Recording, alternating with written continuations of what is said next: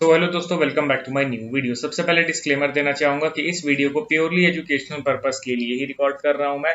कोई भी बाई या सेल का रिकमेंडेशन इस वीडियो के माध्यम से मैं आप लोगों को नहीं दे रहा हूं। आज इस वीडियो में टोटल 3 स्टॉक्स के बारे में हम लोग बात करेंगे। एंड ध्यान रखिए कि वीडियो को जब मैं रिकॉर्ड कर रहा हूँ तो दोपहर के 2:30 बज रहे हैं, तो इसलिए स्टॉक्स के क्लोजिंग प्राइसेस थोड़े से डिफर हो सकते हैं। पहला स्टॉक हमारे लिस्ट में आपके सामने है पॉलीकैब इंडिया लिमिटेड। एंड ध्यान से आप इसके टेक्निकल पार्ट को सुनिएगा, ठीक है। अभी करेंटली 2.4% ये स्टॉक ऊपर है, 7042 के लेवल पे ये करेंटली ट्रेड कर रहा है। फंडामेंटल ओवरव्यू की तो जरूरत है नहीं, आप लोगों को पता ही है कंपनी फंडामेंटली स्ट्रांग है। मैं डायरेक्टली इनके टेक्निकल पार्ट को कवर करता हूँ, ठीक है, क्योंकि फंडामेंटल्स डेली चेंज नहीं होते, बट हाँ टेक्निकल जरूर चेंज होते हैं। यहाँ पे आप सिंपली कैंडल स्टिक्स को देखो तो आपको बहुत कुछ समझ में आने लगेगा कि what actually big players are currently doing with this particular stock. Polycab India में पिछले 3 वीक से कंटिन्यूअसली बाइंग सेलिंग दोनों ही हो रहा है, क्योंकि इसके पहले अगर आप वीक में देखोगे तो यहाँ पे बाइंग नहीं हुआ, यहाँ पे डायरेक्टली सेलिंग ही हुआ है, ठीक है। ये क्लियर कट एक बड़ा रेड कैंडलस्टिक के जरिए हम लोग को पता चल रहा है, बट पिछले 3 वीक से सेलिंग के साथ बाइंग भी हो रहा है। एंड ये किसी रैंडम लेवल पे नहीं दोस्तों, ये स्टॉक के रीसेंट सपोर्ट लेवल पे इस तरीके का बिहेवियर हो रहा है। अगर कोई स्टॉक थोड़ा सा रिकवर करने लग जाए, वो भी अपने इंपॉर्टेंट सपोर्ट लेवल से, तो ऑब्वियसली थोड़ा तो इंपॉर्टेंस देना पड़ेगा ना उस पर्टिकुलर स्टॉक को। एंड वही चीज हो रहा है, यहाँ पे लिटिल बिट बाइंग हैपनिंग हो रहा है, वो भी सपोर्ट लेवल पे, तो इसको तो देखना पड़ेगा हम लोगों को, ठीक है। दूसरा चीज कि बाइंग हो रहा है, बढ़िया बात है, बट बुलिश प्राइस एक्शन बनना जरूरी है। एंड देखिए, जब कोई स्टॉक बड़ा करेक्शन होके नीचे गिरता है तो वहां पे बड़ा प्राइस एक्शन बनना पड़ता है, बड़े टाइम फ्रेम में एक बुलिश प्राइस एक्शन का रिक्वायर्ड रहता है। बट जो स्टॉक थोड़ा सा नीचे गिरा है, बुलिश है, किसी सपोर्ट का ब्रेकडाउन भी नहीं हुआ है, तो उस कंडीशन में क्या है ना कि छोटा भी बुलिश प्राइस एक्शन बने तो वो टोटली वर्थ इट रहता है। तो यहाँ पे अभी देखिए, वीक तो स्टार्ट हुआ है, बस अभी वीक एंड होने में और 4 ट्रेडिंग सेशन बचे हुए हैं। अब अभी मैं आपको बता दे रहा हूँ, वीक एंड होते होते अगर यहाँ पे एक स्ट्रॉन्ग ग्रीन कैंडलस्टिक का फॉर्मेशन हुआ, इट मींस क्या है कि स्टॉक में एक बुलिश प्राइस एक्शन बन गया है। कैसे बन गया है? क्योंकि आप देखिए, लगातार 3 वीक से डोजी कैंडलस्टिक का फॉर्मेशन हो रहा है, इट मींस इनडिसाइसिव कैंडलस्टिक। अभी पता नहीं चल पा रहा है कि स्टॉक किस डायरेक्शन में जाने वाला है, बायर्स पावरफुल हैं या फिर सेलर्स पावरफुल हैं, उसका कुछ भी अंदाजा यहाँ पे नहीं लग रहा है। हाँ, एक प्रॉपर ग्रीन कैंडल बनेगा तो क्या पता चलेगा कि लगातार 3 वीक से बायर सेलर्स के बीच में वॉर चल रहा था, बट एट द एंड ये बड़ा ग्रीन कैंडलस्टिक जो बना है वो अब ये दर्शाता है कि बायर सेलर्स के युद्ध में फाइनली यहाँ पे बायर्स जीत गए, ठीक है। ये उस ग्रीन कैंडलस्टिक के जरिए हम लोग को पता चलने वाला है। तो इसीलिए अभी वीक एंड होने का इंतजार करना है सबसे पहला चीज। एंड उसके बाद देखना है कि यहाँ पे ग्रीन कैंडल बना है, स्ट्रॉन्ग ग्रीन कैंडल, या फिर एक अगेन इनडिसाइसिव यानी कि डोजी कैंडलस्टिक बन गया है क्या, या फिर यहाँ पे एक रेड कैंडलस्टिक बना है। रेड और ग्रीन दोनों ही संकेत देगा कि आगे आने वाले वीक में किस दिशा में ये जाने वाला है। अगर नॉर्मल डोजी बना तो फिर से हम लोग को वेट करना पड़ेगा एक और वीक, बट ग्रीन या फिर रेड कैंडल बनाना तो वो बहुत ज्यादा बता देगा हम लोग को इनके नेक्स्ट मूव के बारे में, ठीक है। तो चलिए अब हम लोग बढ़ते हैं अगले स्टॉक की ओर। हमारे लिस्ट में आपके सामने है IRCTC। करेंटली देखा जाए तो ये धीरे धीरे करके स्लो पॉइजन की तरह अल्टीमेटली नीचे की ओर ही गिर रहा है। अभी यहाँ पे ये स्टॉक 513 के लेवल पे अवेलेबल है। फंडामेंटल तो आपको पता ही है, जबरदस्त है।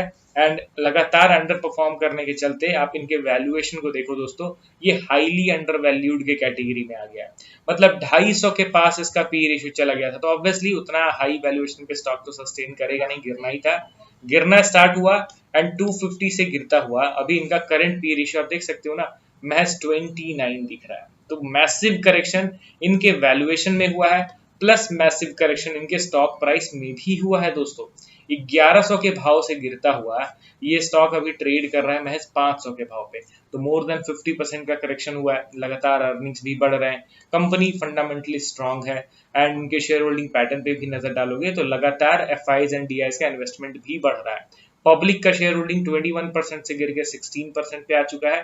यानी कि सारे जो शेयर्स हैं वो स्ट्रॉन्ग हैंड्स खरीदते चले जा रहे हैं इस अंडर परफॉर्मेंस के दौरान। ये स्टॉक अंडर परफॉर्म कर रहा है, हम जैसे छोटे रिटेल इन्वेस्टर्स फेड अप होकर स्टॉक को बेचते हुए दिखाई पड़ रहे हैं एंड मार्केट के जो बड़े प्लेयर्स हैं उनको इन स्टॉक्स पे कॉन्फिडेंस है एंड वो लगातार खरीदते चले जा रहे हैं। ये चीज इनके टेक्निकल पार्ट के जरिए हम लोग को पता चल रहा है।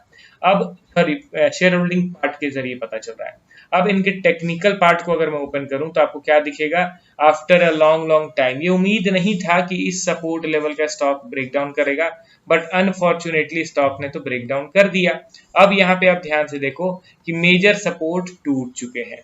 अब इस मेजर सपोर्ट के टूटने के बाद इंस्टेंट अगर किसी दिन बाइंग भी आता है तो आपको बिल्कुल भी एक्साइटेड होने की जरूरत नहीं है, क्योंकि जिस हिसाब से करेक्शन हुआ है इंस्टेंट रिवर्सल तो कतई यहाँ पे एक्सपेक्ट नहीं किया जा सकता है मेरे हिसाब से। एंड दूसरा चीज कि अब सपोर्ट तो टूट गया, अब अगला मेजर सपोर्ट लेवल कौन सा है? देखिए मैं इंपॉर्टेंट सपोर्ट की बात कर रहा हूँ, बीच बीच में कई सपोर्ट्स हैं अवेलेबल, बट मैं मेजर सपोर्ट की बात कर रहा हूँ, तो वो है क्लोज टू 400 लेवल, 400 के आसपास। ये हमारा एक मेजर सपोर्ट दिख रहा है। अब देखते हैं कि ये 400 पे आके किस तरीके का बिहेवियर शो करता है, मतलब कि अल्टीमेटली बायर्स थोड़ा बहुत वहां पे इंटरेस्ट शो करेंगे या फिर वहां पे भी सेलिंग कंटिन्यू रहेगा, वो तो समय आने पे ही पता चलेगा।